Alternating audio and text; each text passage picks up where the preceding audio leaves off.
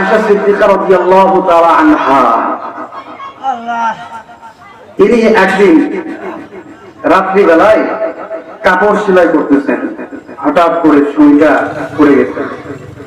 সুইটা যে পড়ে গেছে, সুইটা অন্ধকারের কারণে আর খুঁজে পাই নাই। আম্মা জান আয়েশা সিদ্দিকা বলেন, আমি আর টেনশনই করি নাই যে সুইটা হারায় গেল, কোথায় থাক, কোনো অসুবিধা নাই। কারণ কি, বিশ্বনবী জনাবে মুহাম্মদুর রাসূলুল্লাহ চেহারার এমন নূর, প্রত্যেকটা মানুষের সূর্য ওঠে ফজরের নামাজের পরে, আর আমার ঘরে, আমি আয়েশার ঘরে সূর্য উদয় হয় ইশারের পরে। আমি আয়েশা আর টেনশনই করি নাই। তো কেন?